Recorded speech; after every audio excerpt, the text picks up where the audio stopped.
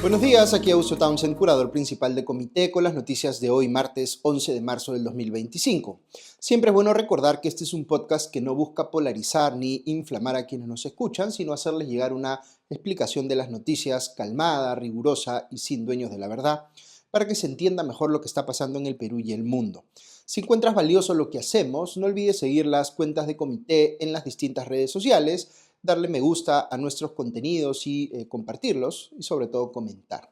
Muy bien, el podcast de hoy llega con el auspicio de la Fundación Manuel J. Bustamante de la Fuente, institución que desde 1960 promueve la investigación en los ámbitos del derecho, la socioeconomía y la historia y cuenta con un fondo editorial con más de 100 publicaciones en línea con su compromiso con la educación y la cultura, al que se sumará próximamente una que estamos preparando con mucha dedicación aquí en Comité. Muy bien, vamos con los titulares de hoy en menos de un minuto, de hoy martes 11 de marzo.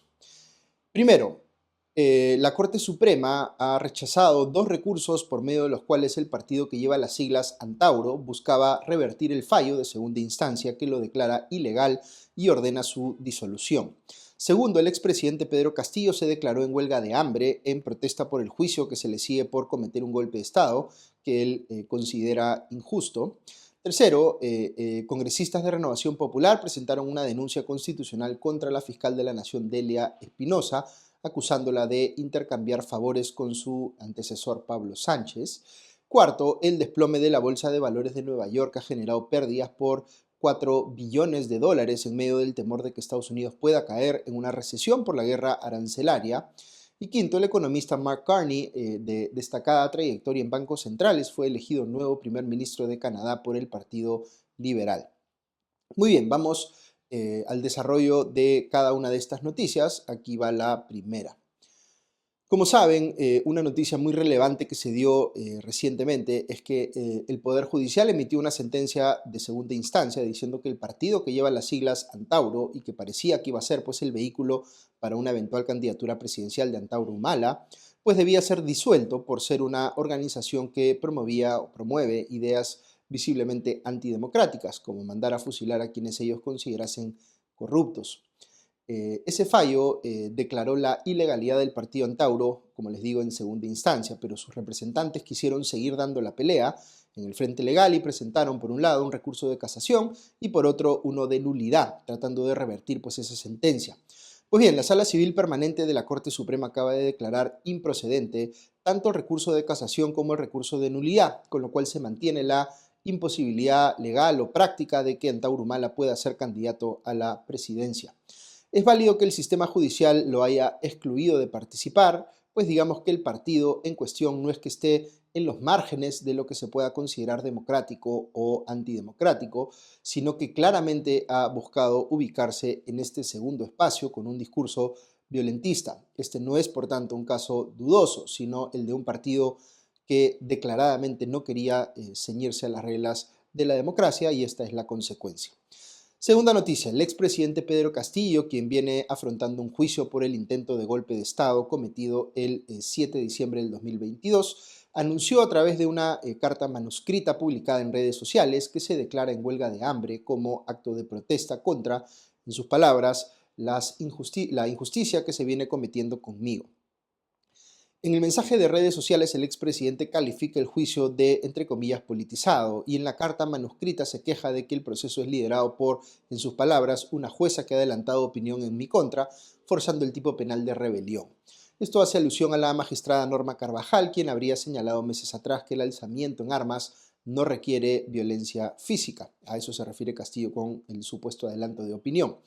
El Poder Judicial, hay que recordar, instaló este juicio oral contra Castillo para que la Fiscalía, o por el cual la Fiscalía pide 34 años de cárcel para el expresidente por el presunto delito de rebelión, el pasado 4 de marzo. Ya ese primer día el expresidente intentó dilatar el inicio del proceso al asistir sin abogado. Declaró justamente en esa jornada: como presidente constitucional no acepto yo y no me someto a ser juzgado en este juicio por esta sala penal especial. Eso fue lo que declaró. La carta publicada ayer viene firmada por Castillo, quien se denomina a sí mismo, entre comillas, presidente en cautiverio, y también por el abogado Walter Edison Ayala González, quien sería, al parecer, su nuevo representante legal.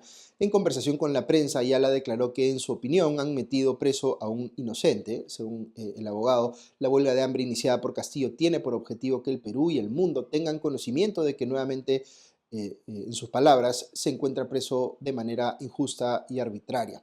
El abogado señaló también que, debido a la huelga de hambre iniciada por su representado, hace responsable el sistema de justicia por, abro comillas, su salud o algo más grave que pueda suceder de hoy en adelante, cierro comillas.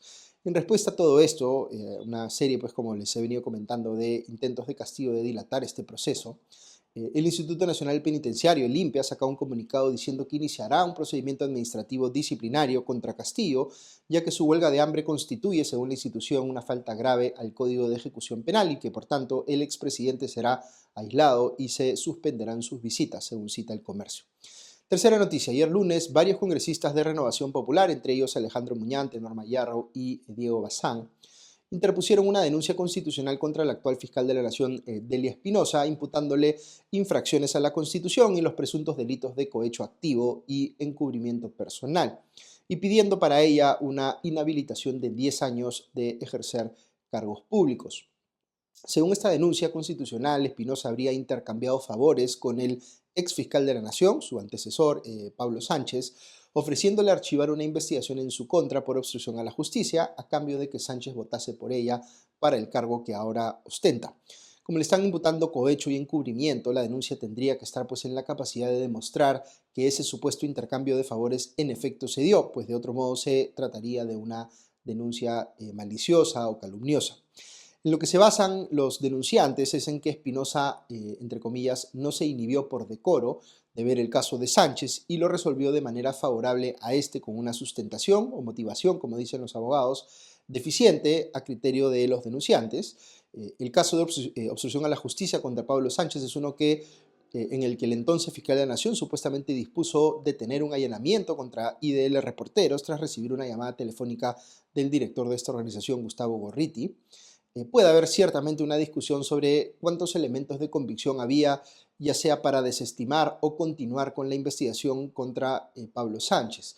Pero saltar de ahí a decir que hubo corrupción o encubrimiento es, como siempre les digo, algo que requiere un respaldo probatorio bastante mayor. Lo que a mí me preocupa de este tipo de casos, como les he comentado también, es que si hay un sector de la política que le incomoda a un fiscal de la Nación, por las razones que fueran, y ese sector resulta mayoritario en la conformación del Congreso, pues puede canalizar una denuncia constitucional contra ese fiscal de la Nación que le resulte incómodo, inhabilitarlo y sacarlo del camino.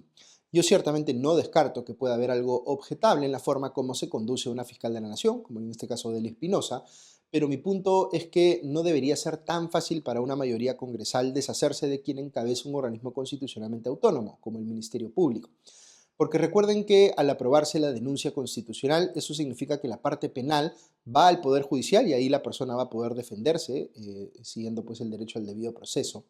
Pero el tema de la inhabilitación por infracción a la Constitución queda ahí. Es decir, si el Congreso decide que la persona ha cometido una infracción constitucional y no se toma la molestia siquiera de señalar cuál es o qué pruebas tiene de ello, en la práctica puede, como les digo, sacarse de encima a un fiscal de la Nación incómodo, similar a lo que ocurrió antes con Zoraida Ábalos, aunque esta ya había dejado de ser fiscal de la Nación. Cuarta noticia: la semana empezó bastante complicada para los mercados internacionales. La Bolsa de Valores de Nueva York sufrió una fuerte caída ayer debido a que los inversionistas temen que Estados Unidos esté acercándose a una recesión. Los tres principales índices de la Bolsa de Valores de Nueva York cerraron con fuertes caídas. El Standard Poor's, que reúne a las acciones de las principales empresas estadounidenses, cayó 2.7%, el índice de acciones industriales Dow Jones bajó 2.08% y el de acciones tecnológicas Nasdaq perdió 4%, su mayor caída diaria desde septiembre del 2022. Con estos retrocesos, la valorización de las empresas que cotizan en este mercado han caído más de 4 billones con B de dólares tan solo en el último mes. ¿Qué está sucediendo? Ayer entraron en vigencia los aranceles que China ha impuesto a los productos agrícolas, que golpearán fuertemente a las industrias de carne y granos de Estados Unidos y que abren un nuevo capítulo en la guerra comercial iniciada por el gobierno de Donald Trump. En ese contexto, Trump se negó a pronunciarse este fin de semana sobre la posibilidad de que ese país entre en recesión, es decir, que su economía empiece a contraerse en lugar de crecer, perspectiva que cada día se vuelve más verosímil si vemos datos como el debilitamiento del consumo de los hogares y de la producción industrial.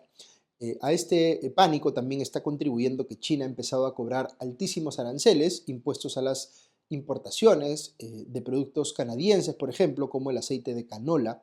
Así, las entre 5 millones y 6 millones de toneladas de aceite de canola que ingresan a China desde Canadá deberán pagar aranceles del 100% al ser importadas a ese mercado. El gigante asiático tomó esta decisión en respuesta a los aranceles que Canadá ha fijado para productos como los automóviles eléctricos, pero también está siendo interpretado como una advertencia de China en un contexto en el que Estados Unidos estaría presionando a Canadá y a México para que también impongan aranceles de 20% a la potencia asiática, como ha hecho el gobierno estadounidense entre febrero y marzo. ¿Por qué es importante esto? Porque si las economías de nuestros principales socios comerciales, Estados Unidos y China, son golpeadas por esta guerra arancelaria, podríamos ver una menor demanda por los productos que exportamos, como los metales y los productos agrícolas, lo cual afectaría el crecimiento económico peruano y la generación de empleo aquí mismo. Quinta noticia. Este pasado domingo, el economista Mark Carney fue elegido para reemplazar a Justin Trudeau como líder del Partido Liberal de Canadá y por ende se convertirá en el primer ministro del país norteamericano.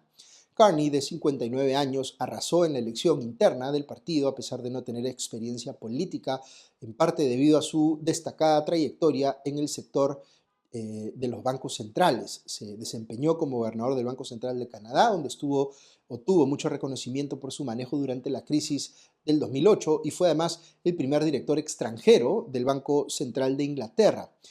Carney será juramentado oficialmente en el cargo en los próximos días, lo cual pondrá fin a la era de Trudeau como primer ministro canadiense, posición que ostentó desde el 2015. Trudeau tuvo mucha popularidad en su momento, pero su figura se ha desgastado tras escándalos, críticas y el aumento del costo de vida en el país.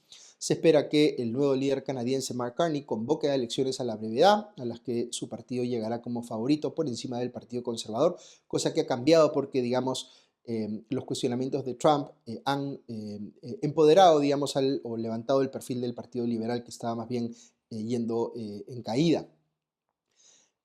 Como sabemos, Donald Trump viene impulsando una guerra comercial contra sus vecinos y amenazando específicamente a los canadienses con una insólita propuesta de anexión a su país, cosa que parece una burla, pero que es cierto, lo anda diciendo abiertamente.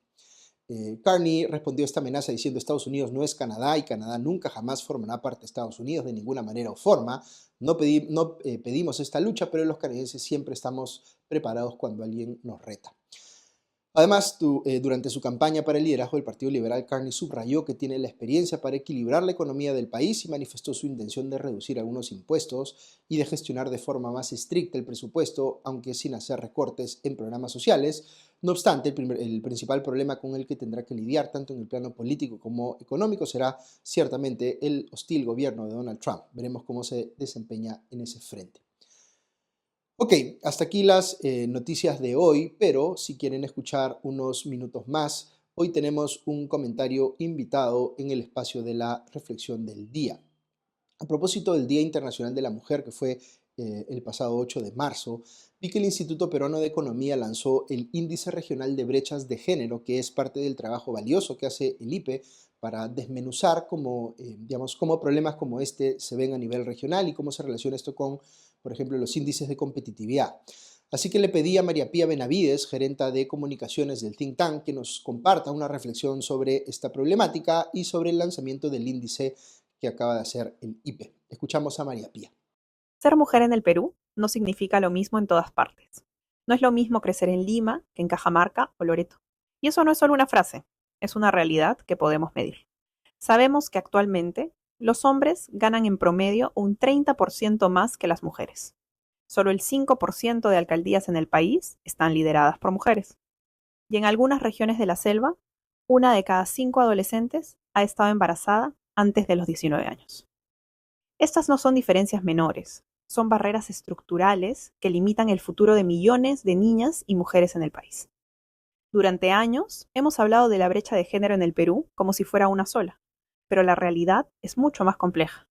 Seguir midiendo la desigualdad con un solo promedio nacional nos oculta las diferencias entre regiones. No es lo mismo la situación de una mujer en Moquegua, que tiene más acceso a oportunidades, que en Huancavelica, donde la desigualdad sigue siendo profunda. Además, la precariedad laboral golpea con más fuerza a las mujeres. El 91% de las trabajadoras independientes está en la informalidad, sin acceso a derechos laborales. Y el 13% se dedica a labores familiares no remuneradas, lo que limita su autonomía económica y refuerza los círculos de desigualdad. Cerrar las brechas de género es una apuesta por el desarrollo. Las regiones con menos brechas son también las más competitivas y con mayores niveles de crecimiento. La igualdad de oportunidades no es solo un derecho, es una estrategia para un país más próspero. Si queremos avanzar, necesitamos tomar decisiones con evidencia. Por eso, desde el Instituto Peruano de Economía, hemos desarrollado el Índice Regional de Brechas de Género, para entender mejor estas desigualdades y trabajar en soluciones reales. Porque cerrar brechas de género no es solo un reto pendiente, es una oportunidad para todos. Muy bien, con esto llegamos al final del podcast de hoy. Muchas gracias a María Pía Benavides por su aporte esta mañana. Como siempre, un agradecimiento muy especial a nuestros suscriptores y a nuestros auspiciadores, la Fundación Manuel J. Bustamante de la Fuente, con cuyo apoyo podemos seguir llegando a ustedes cada mañana. Que estén todos muy bien y ya nos escuchamos mañana. Adiós.